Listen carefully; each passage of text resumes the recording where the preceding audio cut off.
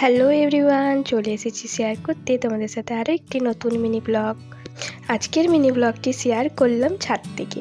ছাদের বেগুন গাছে দেখো কত বড় বড় বেগুন ধরেছে।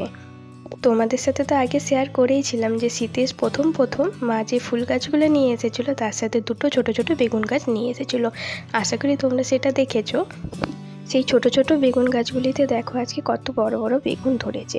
আর একটি বেগুন জানো তো পরিপক্ক হয়ে গেছে, তো সেটি তুলে নিতে হবে। তো অনেক দিনই হয়ে গেছিলো, কিন্তু আমরা তুলতে পারছিলাম না।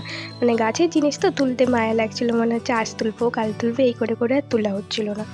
তাই ভাবলাম আজকে তুলেই ফেলি, নাহলে বেগুনটা নষ্ট হয়ে যাবে, পোকা হয়ে যাবে, বা বীজ হয়ে গেছে, অনেকটা বীজ হয়ে যাবে হয়তো। সেই জন্য ভাবলাম আজকে তুলে নিই দিয়ে মা আমি সেই জন্য সকাল সকাল ছাদে গেছিলাম। ছাদে গিয়ে বেগুনটা ধরেছে গাছটাতে, এত সুন্দর লাগছিল। আর এটা আমাদের গাছের প্রথম বেগুন, আর কতটা লম্বা হয়েছে দেখো, আর দেখতেও খুব সুন্দর হয়েছে। গাছের জিনিস কার না ভালো লাগে বলো তো? নিজে হাতে সেই ছোট্ট থেকে গাছটিকে বড় করার পর যখন তাতে ফুল ধরে বা ফল ধরে, তখন সেটার আনন্দটাই অন্যরকম হয়।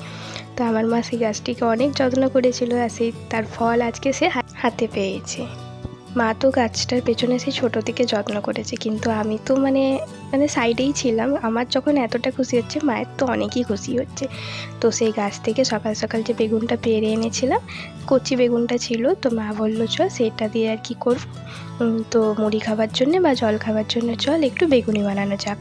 সেই মতো দেখো বেগুনটা কেটে গরম গরম বেগুনি করে নিয়েছি। বেগুনি দিয়ে মুড়ি খাওয়া হয়ে গেছিলো আমার, সকলে মিলে খেয়ে নিয়েছিলাম। তারপর দেখো আমার পড়ানো ছিল, সেই পড়াটাও পড়িয়ে নিয়েছি। তারপর চলে এসেছি আবার রান্নাবান্নার দিকে। তো এসে দুপুরে রান্নাবান্নাটাও করে নিয়েছি। তারপর দেখো স্নান টান করে নিয়েছি। তারপর মা ডাকলো খেতে, তো চলে এসেছি খেতে। আর আজকে দেখো এতগুলো আইটেম রান্না হয়েছিল। তো আজকে আমি খাওয়া দাওয়া করে এবার শুয়ে পড়বো। তো আজকের মতো গল্প এখানেই শেষ করলাম, কথা হবে এবার পরে, টাটা।